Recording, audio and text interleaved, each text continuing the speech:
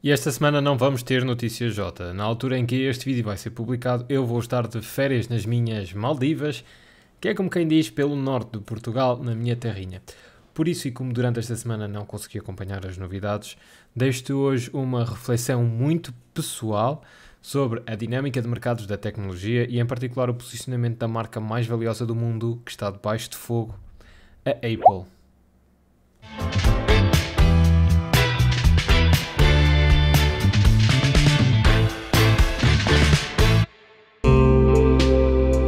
Bom, e começava por dizer que eu nunca tive produtos Apple, nem iPhone, iPad, iPod, Apple Watch, nada, nem os dispositivos principais, nem tampouco os outros equipamentos do programa MFI, Made for iPhone, Made for I, que é um programa que pretende desenvolver acessórios que depois integram o ecossistema criado pela Apple. E esta é das principais razões porque eu nunca entrei no mundo Apple. Eu acho que é, e cada vez o é mais, um ecossistema muito fechado. E parece-me que esta é a estratégia deliberada da marca. O que não tem mal nenhum, porque até para alguns utilizadores pode ter menos opções, até pode ser visto como vantajoso. Mas como todos sabemos, existem regras de concorrência, principalmente para evitar monopólios. E na leitura que eu faço do posicionamento da Apple, a marca está a desrespeitar algumas destas regras. Claro que não estão sozinhos, grande parte das grandes tech companies tem o foco muito orientado aos lucros e muitas vezes aproveitam de forma, digamos, eticamente questionável as oportunidades para aumentar o seu negócio e fecham os olhos às vezes até aos interesses dos próprios consumidores ou clientes. Ou seja, não há anjos nem demónios nesta história. Eu só acho que a Apple tem dado uns passos extra neste campo do monopolismo face à concorrência. E é sobre isso que vamos falar hoje. É certo que, tal como a Microsoft com o Windows há cerca de 10 anos atrás, também agora o Google e a Apple, com as novas plataformas móveis que têm, estão numa posição dominante do mercado. Isto porque cada vez mais utilizamos os nossos smartphones e eles são inevitavelmente iPhones ou Androids.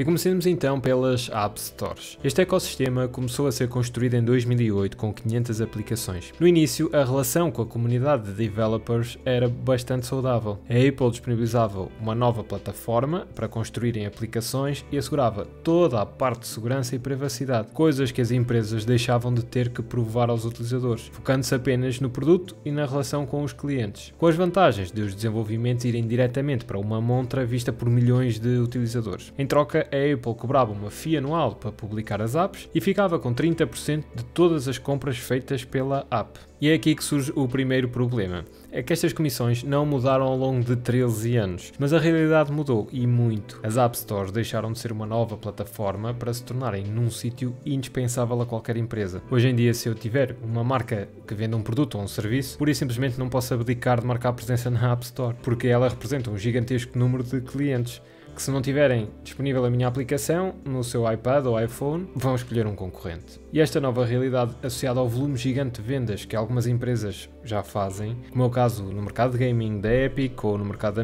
da música do Spotify, começa a levantar sérias dúvidas se este modelo de negócio será legítimo aos dias de hoje. Se olharmos ao volume de vendas feitas em jogos como o Fortnite, vemos que em valores absolutos o lucro que a Apple tem é cada vez maior, porque o que se espera é que a utilização dos nossos smartphones seja também ela cada vez maior. Na minha opinião, começa a deixar de fazer sentido comissões tão elevadas face aos custos e contributos que a Apple tem. Se olharmos aos custos dos produtores de conteúdos, desde contratação de developers até manutenção de servidores, retirar uma fatia de 30% apenas para fazer um cheque de qualidade final à app e colocar na App Store parece muito desbalanceado, tendo principalmente em consideração que a Apple não permite instalar aplicações no seu sistema sem ser via App Store, o que nos traz ao segundo ponto. E já estarás a pensar, ok, mas o Google é exatamente igual, tem a Google Store e também cobra 30% de comissão pelas vendas. Nem. Na minha opinião, 30% é demasiado. Parece-me injusto nos dias de hoje, principalmente porque grande parte destas comissões reflete-se depois no custo que é cobrado aos consumidores, o que é aceitável quando falamos de margens razoáveis face aos custos para produzir os conteúdos, mas no posicionamento do Google e da Apple, acredito que não. Ainda assim, o Google tem uma postura muito diferente na sua plataforma. É que o Android é open source e permite instalar aplicações de qualquer fonte. Se eu quiser, posso criar uma App Store e instalar no meu smartphone Android, depois colocar as apps que quero à venda nessa App Store.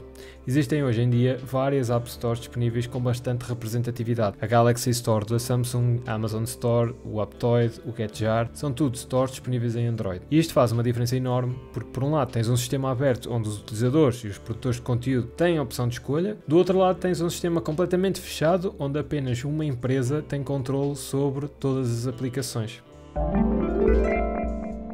Ainda sobre comissões, a App Store tem outra característica que eu acho particularmente importante. É que a Apple é frequentemente acusada de gerir os termos e condições de forma pouco transparente e de os mudar em momentos que são no mínimo suspeitos, vá.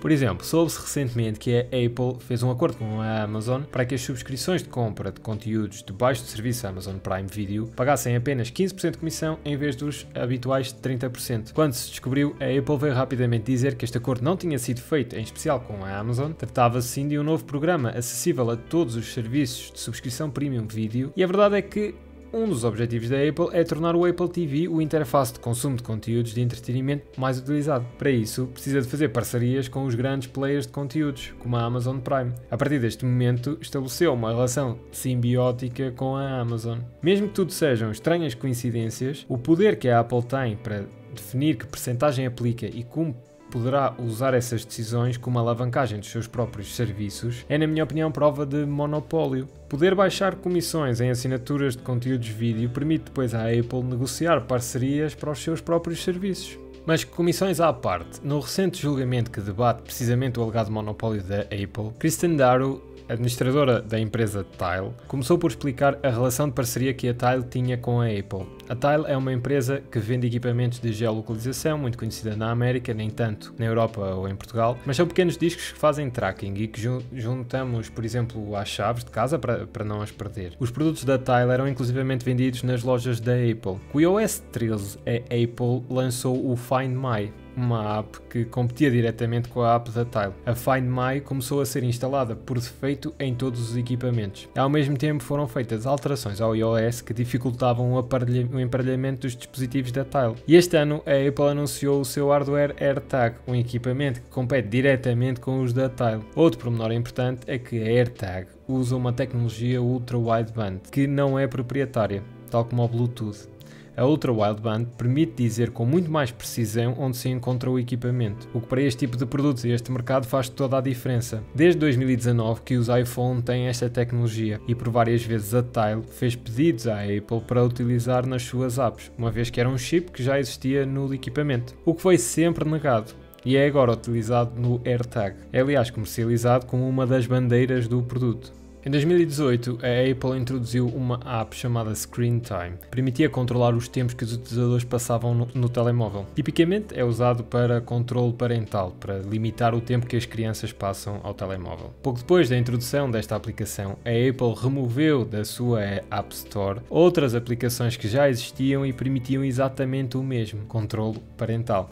Aplicações como o Hour Pack e o Kid Locks foram removidas durante 6 meses. Quando confrontado com estes factos, Tim Cook alegou preocupações de segurança para terem removido estas aplicações durante tanto tempo. Tempo que coincidiu com a entrada da app da Apple no mercado. Mas o mais bizarro é que as apps voltaram 6 meses depois a ser aceites na App Store sem terem praticamente alterações a nível de segurança. Outro exemplo: em 2010, a Apple introduziu uma loja de livros digitais de e-books chamada iBook Store. O único publicador de livros que não concordou em juntar-se ao iBook Store foi a Random House. Queria ter a sua própria app de vendas. Enviou o pedido de aprovação da sua app para ser publicada na App Store. Esta aprovação foi rejeitada, o que não deu outra alternativa à Random House senão juntar-se ao iBook Store para poder vender os seus livros nos iPhones. E o que estas histórias mostram é que, mesmo que a Apple tenha todas as boas intenções do mundo e tudo sejam coincidências temporais, realmente a segurança justifique tudo isto, a Apple tem neste momento dois mercados que, na minha opinião, gera de forma autónoma e monopolista. Por um lado, vende os equipamentos e decide que features estão disponíveis para os developers usarem. Por outro lado, tem um negócio de serviços onde beneficia de condições que mais ninguém consegue no mercado, nem que seja por ter acesso a informações como as vendas vendas dos concorrentes ou de novos mercados para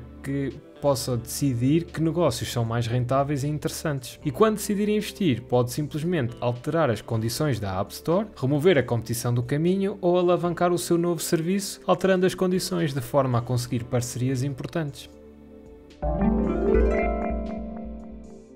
Bom, isto é particularmente preocupante porque estamos a falar de uma empresa que declaradamente promove uma estratégia de controlo e criação de um ecossistema fechado, onde a interoperabilidade dos dispositivos é propositadamente limitada, desconfio eu.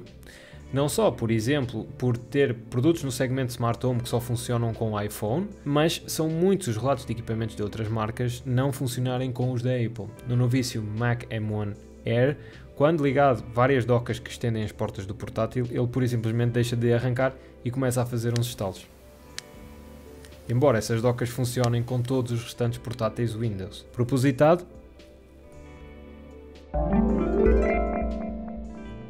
Bom, e outro capítulo em que a Apple parece estar a dar passos extra é nos serviços de reparação.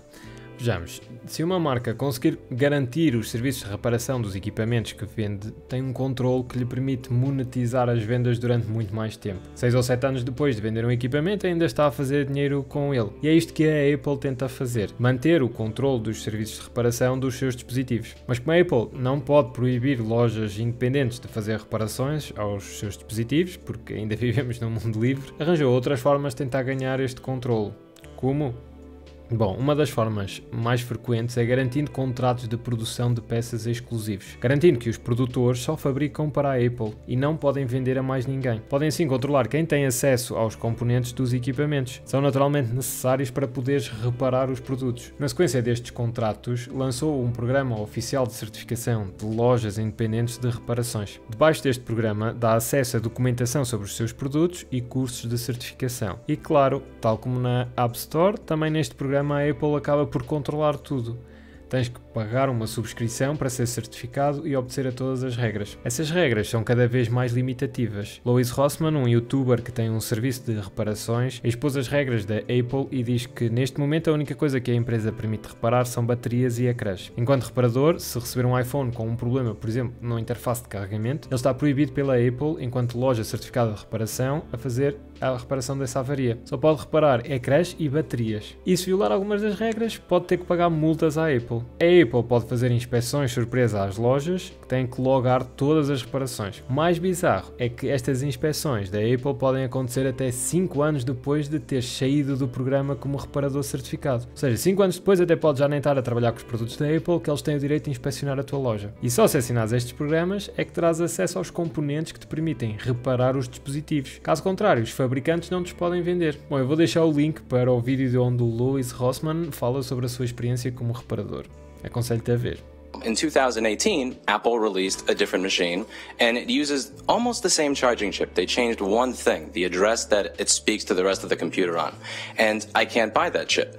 What they told Intersil, the company that makes it, only sell this chip to us. So when I contact any electronics reseller, they say, I'm sorry, we can't sell it to you. This means that rather than paying me to fix the machine or anybody else, your only option is to go to Apple and have this $3,000 or $4,000 device fixed by them for $1,500. Uma das vantagens de controlar as possíveis reparações dos equipamentos é depois poder definir o preço dessas reparações, de tal forma que se pode tornar, por exemplo, a substituição de um ecrã, que é o que normalmente se danifica, quase tão caro como a compra de um novo equipamento.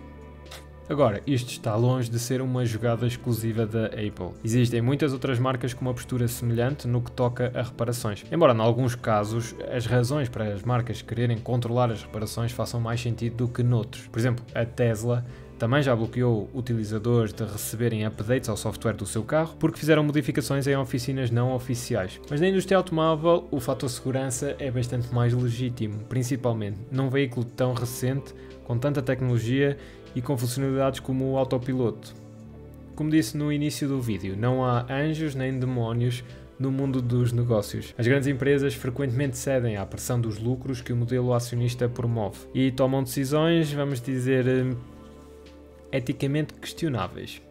É a pressão de ter que apresentar lucros para conseguir pagar dividendos aos acionistas que garantam novos investimentos. Ou por vezes é pura competitividade. Cabe-nos a nós, enquanto consumidores, fazer escolhas. se é que ainda há escolhas. Bom, eu espero que tenhas gostado do formato deste vídeo, um pouco diferente, sei que não vai agradar a toda a gente, mas gostava mesmo de ter o teu feedback desse lado. Se gostaste, esmaga o like, se não gostaste, deixa o teu dislike e deixa a tua opinião nos comentários. Subscreve para não perderes o próximo. Tchau!